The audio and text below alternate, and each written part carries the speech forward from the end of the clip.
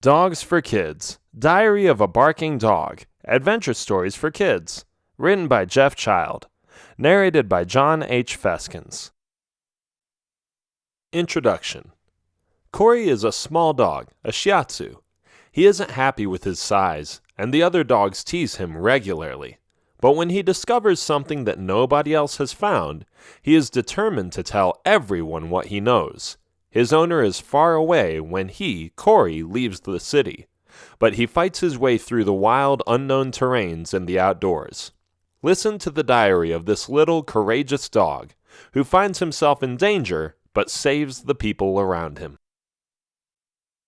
Chapter 1. Small and Big.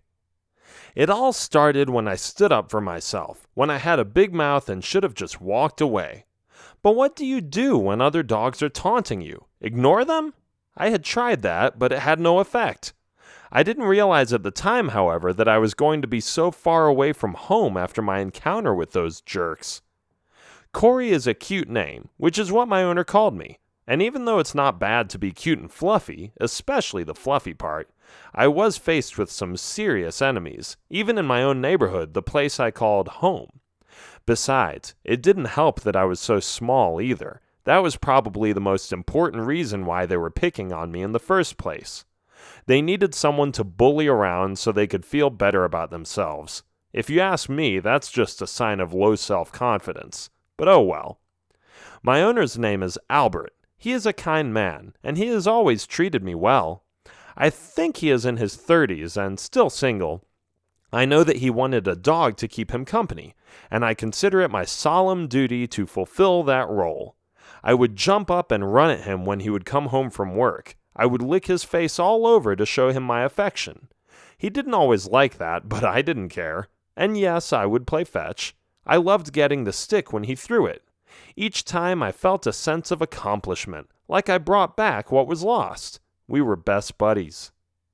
Albert would allow me to go out on my own. He didn't want to limit my freedom because he trusted me. "Go ahead," he would say. "Out you go. Do your thing, whatever that is. Come back through the doggy door." And then I would leave. I went to lots of different places. Sometimes I just wanted to mark my territory in the park or in the closest blocks to our house. At other times, I just became lazy, lying on my back under the sun, staring at the sky.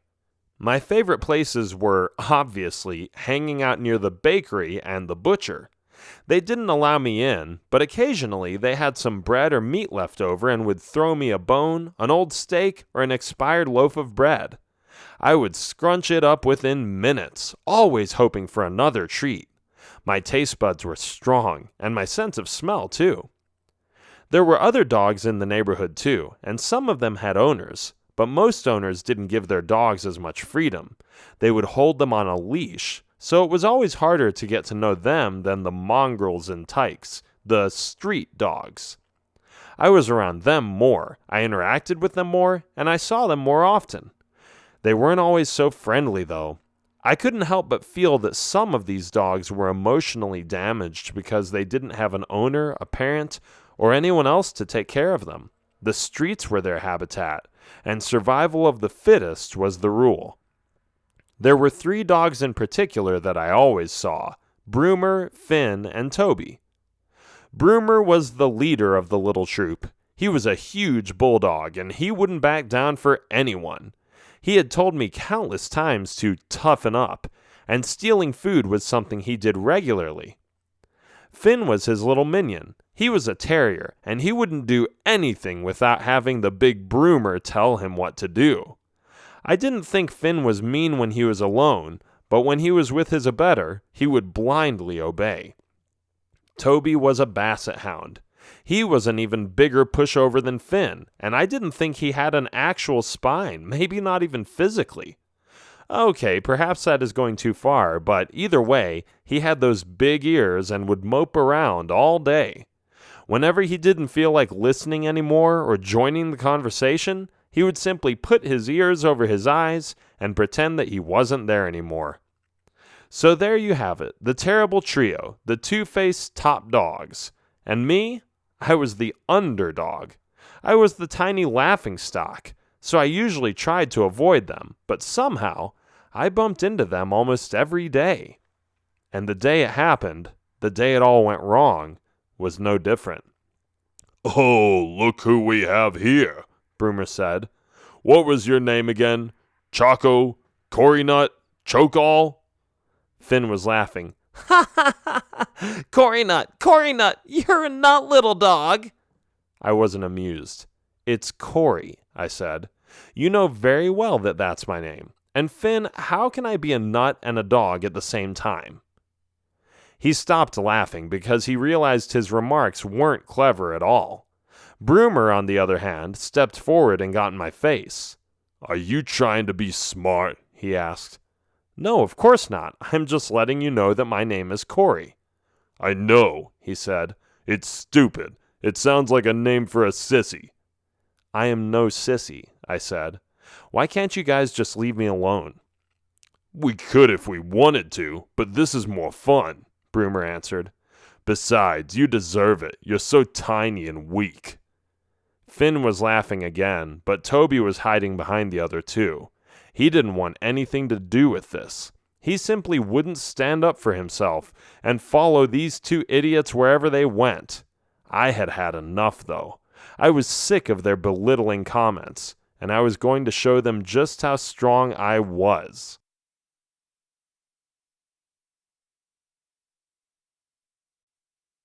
Chapter 2. Bark! Bark! "Oh yeah?" I said. "Say that again if you dare." Broomer was surprised. He didn't expect me to stand up to him like that. He wasn't impressed, though. His ego wasn't the only thing that was 3 times bigger than I was. He came closer and asked, "Does this mean you want to fight me? How pathetic. Listen, I am going to give you one chance to get out of here before I lose my patience, and I am going to pretend I didn't hear what you said. How does that sound?" "Pathetic indeed. Bring it on," I said. He laughed. The other 2 dogs laughed too, although I didn't think they saw it as something funny. They were just laughing because he did, and they were afraid he would rebuke them for not laughing with him. Broomer turned around, pointed at me, and kept laughing for another 10 seconds. Then suddenly he swung his paw at me. Whack! It hit me hard. I was smacked to the floor. It hurt a lot, but I got back up. When I looked in front of me, Broomer was standing at a distance, taunting me and making signs for me to come at him. I wanted to say something mean, something clever, but all I could come up with was, "Bark! Bark! Bark!" "Typical," he said. "Dogs that bark don't usually bite. Here, let me show you how it's done." His growl startled me. I stepped back. I didn't want to get hit in the face again. I was afraid. How did I get myself into this mess? I should have just shut up. Then I would have been fine. Now I had to defend myself against this giant. It seemed impossible at the time, and I wouldn't find out about my true strength later because I didn't even try. "So scared," he said. "Come on, boys. Let's demonstrate this little dog with his big mouth what we do with the weaker elements of the earth." The 3 dogs came at me and surrounded me. I didn't know what to do, so I just froze. I stood still and let them do whatever they wanted. I was more terrified than ever before. They were closing in. They were getting really close now. "Grab him," Broomer said. They moved forward and picked me up, after which they carried me to a nearby metal dumpster in one of the city's back alleys. "Get rid of this cheeky chihuahua," Broomer said. As they threw me into the big dumpster, I tried to explain to them that I was a shiatsu, not a chihuahua, but it didn't matter. They threw me in and closed it. Then they laughed and ran away.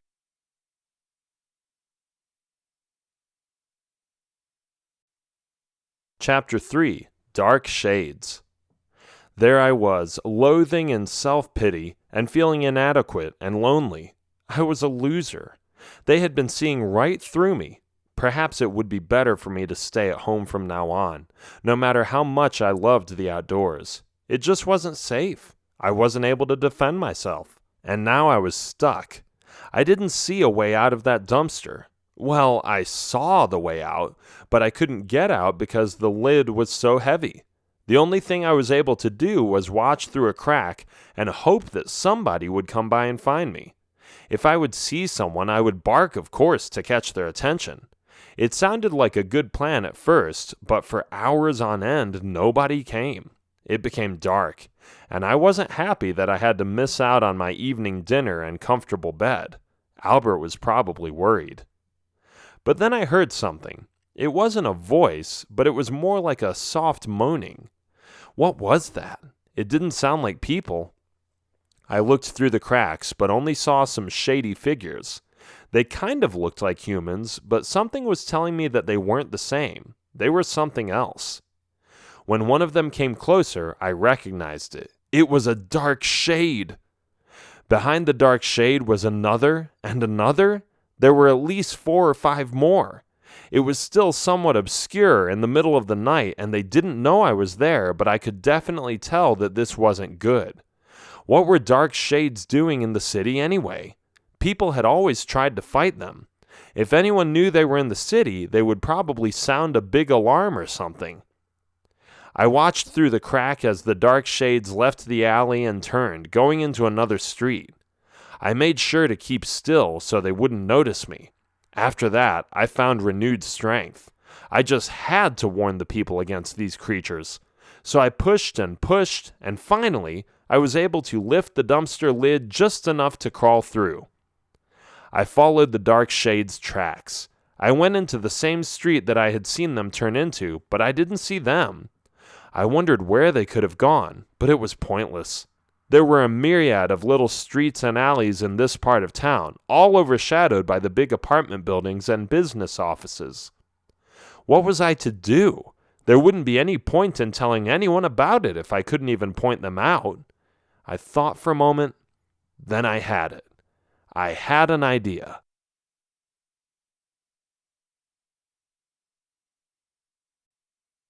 Chapter 4: The River. I walked back to the alley with the dumpster I had been in. There had to be some evidence, something to find, something to sniff. Aha! I said, when I saw some tracks on the ground. I sniffed them as hard as I could. I wanted to find those dark shades so badly. I sniffed again, and after a while, even when I closed my eyes, it was as if a vapor of scent emerged in front of me, flying away into the direction of the dark shades.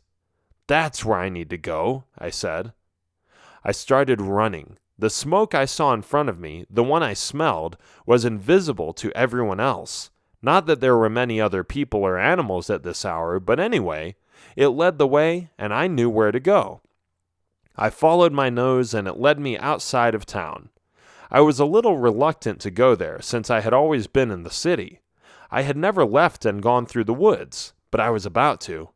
And after breathing deeply for a minute, I pressed forward, relying completely on my instincts and the belief that everything in life would be all right.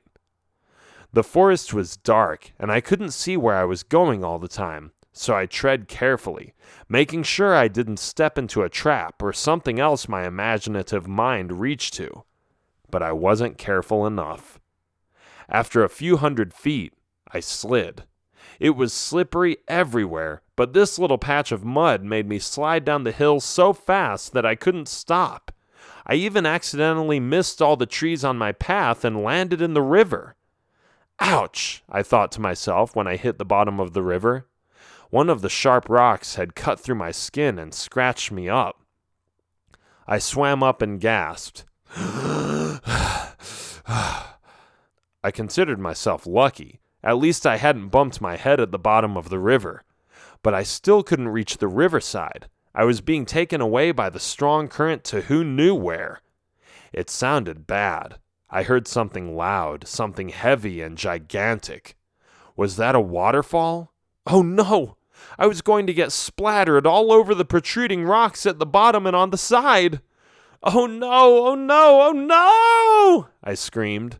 But before I could say another word, I tumbled down the waterfall and ended up 15 feet below the surface.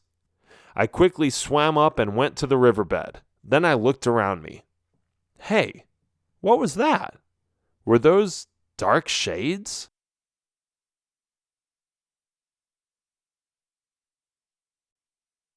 Chapter 5. The Trip Home. I squinted my eyes and looked into the distance. By now, the sun had almost risen, and its shiny rays were slowly emerging and portraying the figures in front of me.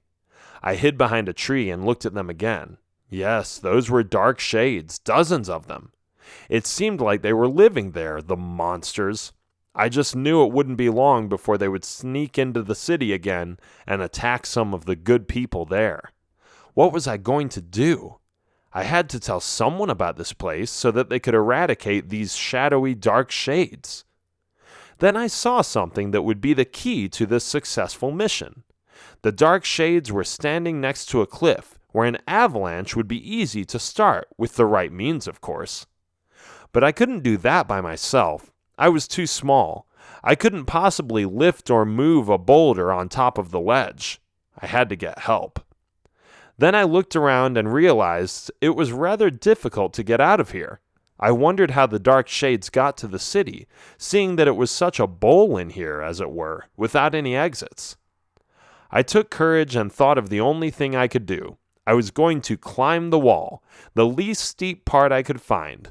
When I thought of the idea, I laughed a little inside my head. The craziness of it astounded me, but for some reason I thought I could do it. I looked up. It seemed incredibly high. But I was going to do it.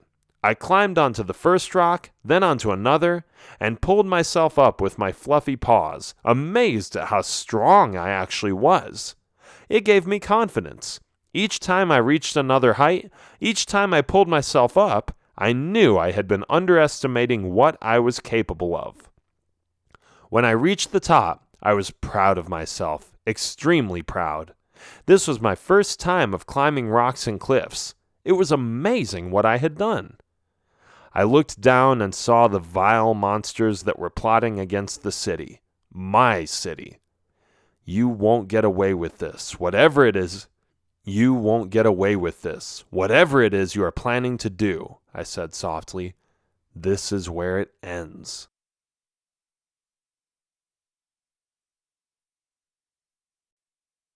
Chapter 6. Warning. After I climbed up, I looked down one more time and repeated the plan in my mind. I was going to go to my owner and have him think of an idea. It was brilliant because all I had to do was showing him where the dark shades were. I found my way back to the city and went to my house, but something was wrong. The door was open and some of the lights were on.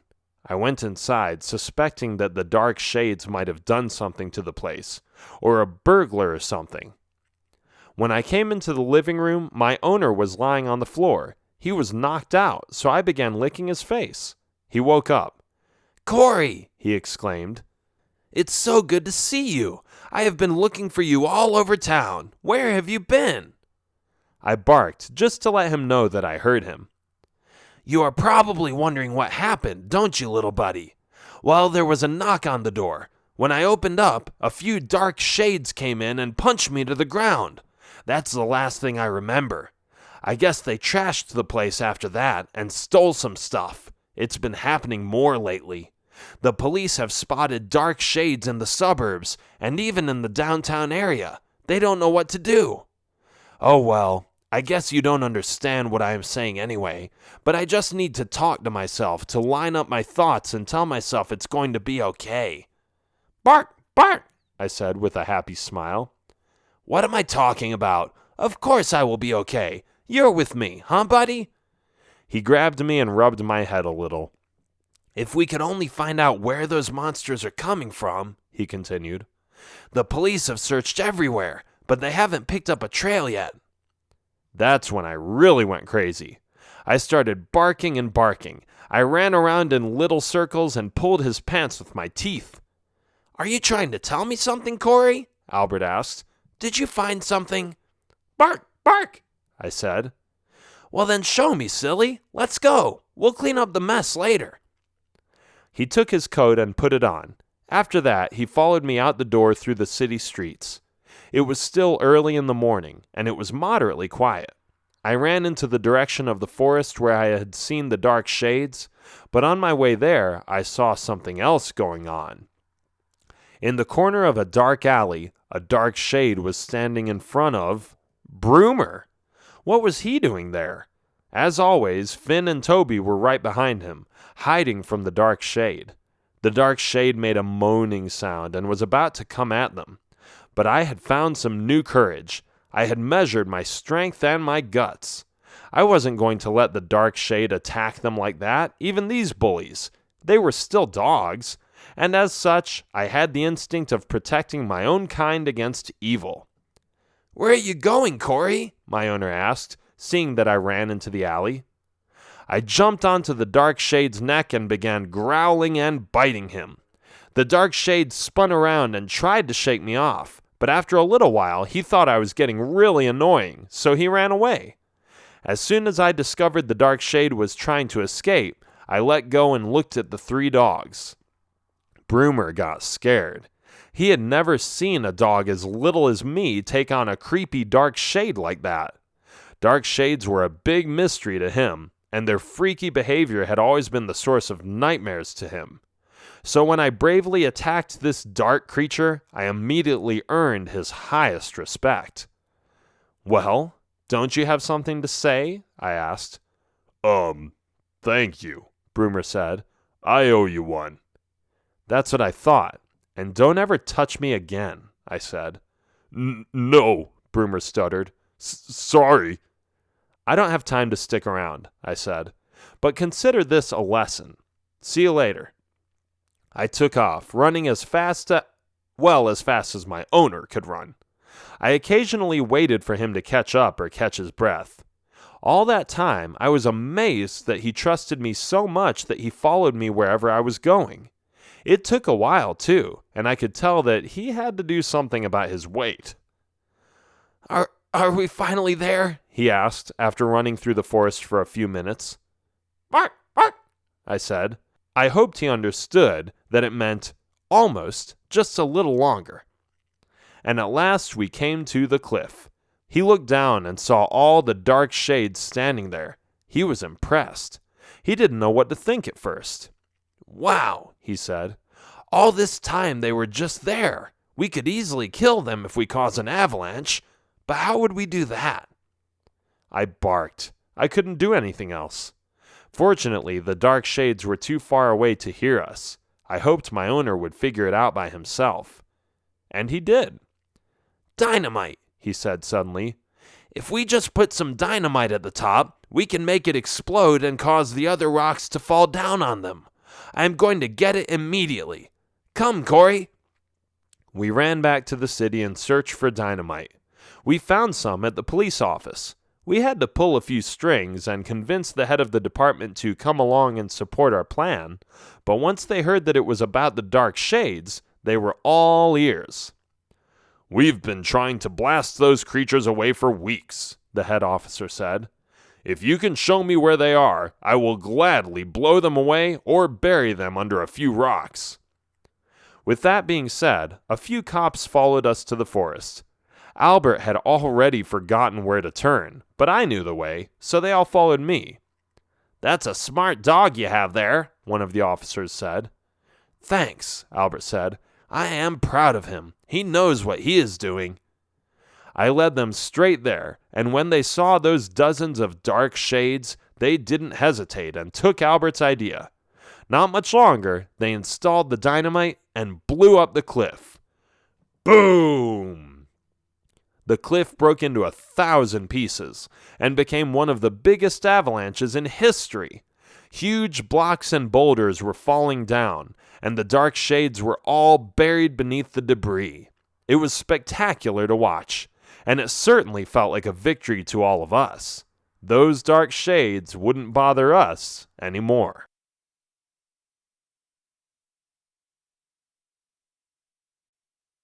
Chapter 7. Good. The police were grateful to have such an intelligent dog in their city. At least that's what they said. Albert received a reward, more than enough money to repair everything in his house, and I got a big fat bone. When I came home, I played fetch with Albert again, after he cleaned everything up. We were in the park, and he shared his lunch with me, which was nice because it was a delicious brisket beef sandwich with barbecue sauce on it. Yummy! And then, when we were just sitting there, chilling and eating our scrumptious meal, I saw Broomer, Finn, and Toby. They followed the smell and came to us. I didn't growl. I didn't even move. I was curious of what they had to say to me. "Broomer is a wimp," Toby said. "I am in charge now, but I look up to you, Corey. If you want to hang out with us, you can, right, Finn?" "Hee ha, of course." "Right, and this dumb bulldog won't bother you anymore, will you, Broomer?" No, Toby." "What?" Toby said in a bossy voice, holding up his big ear. "I can't hear you." No, Toby," Broomer said again. "Good. Anyway, can I have some of that sandwich?" Toby asked. "Sure," I said. "Just ask my owner. I doubt that he will say yes, but you can always try." And there we were, 3 dogs begging for food, and only 1 dog receiving it from his favorite owner, which was me. Life was good. The end.